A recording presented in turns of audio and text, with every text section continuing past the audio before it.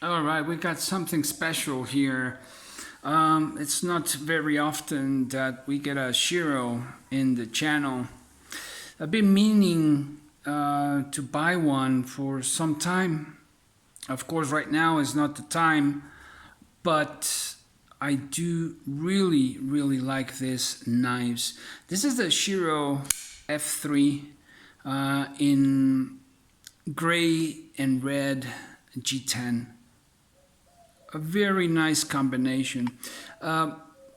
Very good hard use folder, and a very good large size for my hand. How you doing, guys? Professor EC with a first impressions video of this F3. Like I said, well, Shiro from Russia, and this one made from Elmex with a pretty good heat treatment. Love Elmex G10 spacer.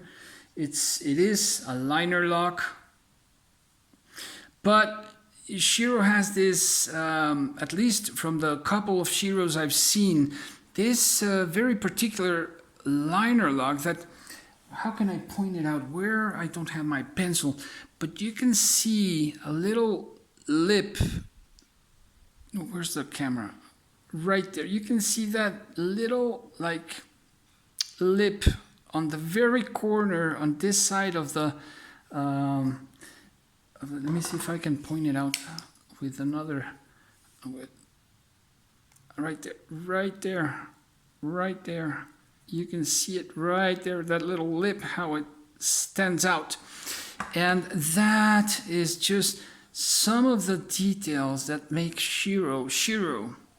You know, because the liner is not going to cross over to the other side because of that lip as well.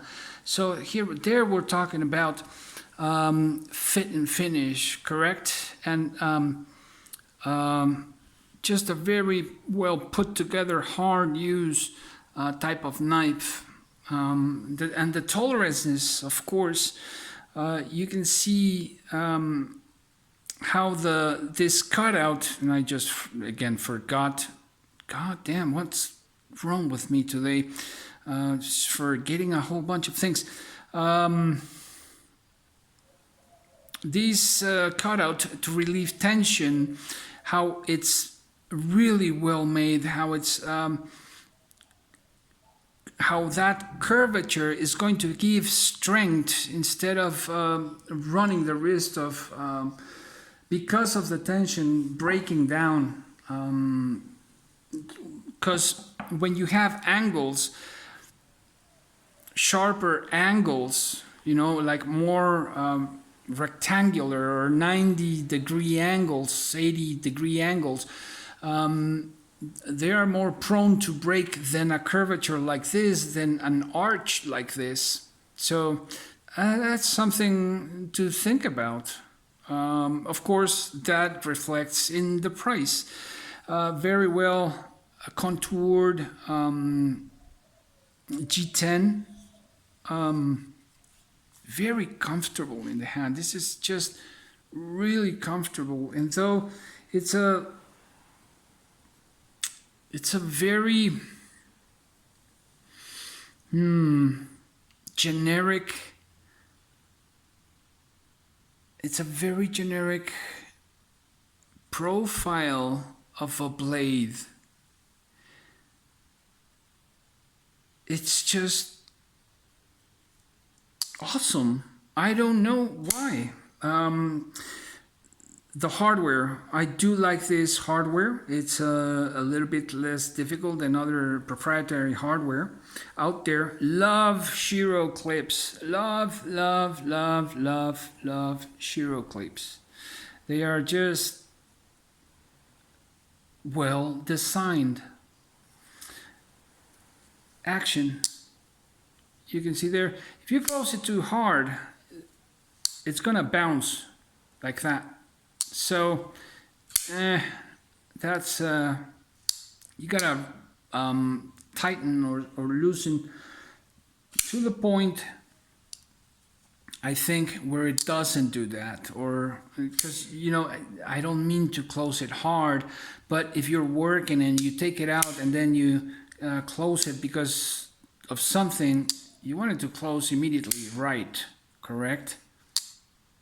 So, but for the size of this folder, the weight is just awesome. The balance on the blade is awesome. Let's compare it to another big knife here.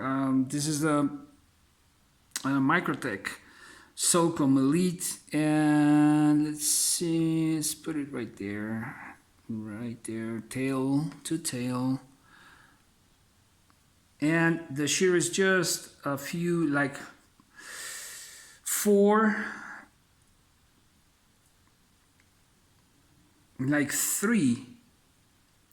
3 millimeters shorter than the Solcom Elite. How the overall, we're not gonna be able to see, yeah, the thickness. They're about the same, a little bit thicker the Elite. No, they're about the same. How about stock thickness? It is just a bit thicker, the stock thickness on the Solcom Elite, but the biggest difference is in the grind. Shiros are known because of having the tapering of their blades just perfectly done, and the thickness behind the edge. This makes some of the best slicers, cutters out there. Absolutely. Including the Shiro Neon, you know, the small one. That thing had an amazing geometry for cutting, and so does this one. Besides, I do love the combination of colors. Really like them. So this is I'm going to compare it also to the Benchmade Bug Out. It's kind of a controversial knife because it has a generic size to it.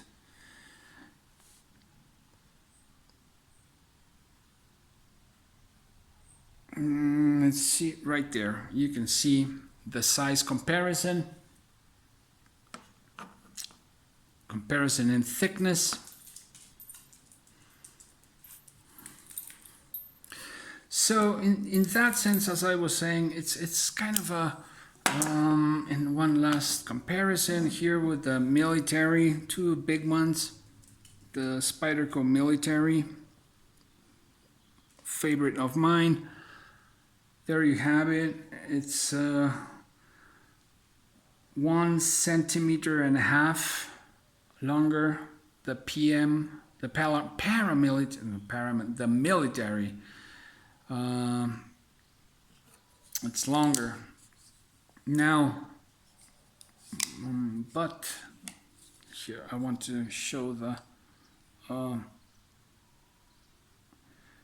the stock thickness on both of them.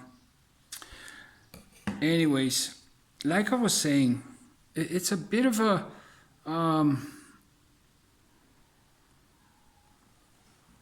difficult or contradictory theme here, because what makes this knife different are the small details.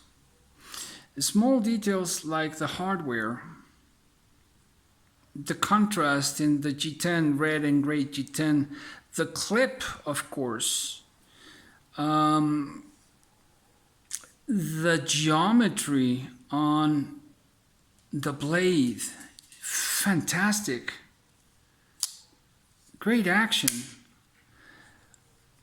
and how strong, stout this this blade is going to be. It is, and is going to be with years of use. That balance in weight with the length of the full folder and the length of that cutting edge of that blade. So yeah, it might seem like, you know, if just by looking at it, might seem like a very common, very generic type of knife, but at the same time, it just isn't, because of the quality, because of the fit and finish, because of the precision of how these knives are made. And that's what makes the whole difference. Of course, the name, the brand name, all of that is going to influence in the price. Is it right? Well, we can't say if it's right or wrong, but is it according? Well, that's up to each and every one of us. I think that in general, in the whole knife industry, most, if not all, knives are somewhat inflated. The prices are somewhat inflated. I don't care if it's done by this or that or whom, or if it has mammoth incrustations. I don't care. I do think that overall, in general, production custom knives are just somewhat over the top, or somewhat inflated. You know, for wonderful tools, yes, they may be very well put together, yes. But I think we got to be conscious of different things when talking about pricing, and not just because this, unfortunately, this has turned into pocket jewelry, and that's like, I'm totally against that. Absolutely. And not only that, but the whole concept of pocket jewelry in a tool that has accompanied us for thousands of years. So that's just me rambling a bit about that. Anyways, all in all, this is a great folder. I will have a even though I just rambled about the prices, I will have a Shiro in the collection for at some point, for some time perhaps. I don't know. But I do like how well they're put together, and how well they feel in hands, and just their overall performance. Really good knives. The price, we can argue the same about other knives, right? We can put under the microscope Chris Reeve, Hinder, Strider, Herman knives, and you know, as I've held a couple of Shiros, that shape with a little twist you can find in the Herman knives. Of course, also evolved, and this is something I mentioned in other knives, how there are those who open the path or open the way to other brands, such as Buck opened the path to other backlocks, right? And other brands looked at Buck and saw what the mistakes that Buck made, and they corrected. And so that is the whole story of knife history and of knife industry. The thing is, again, I think, to become better buyers, become better consumers, more knowledgeable consumers with better tastes, and being able to detect the small details that make something that might seem somewhat generic into a great tool for work. What do you guys think? Professor EDC out.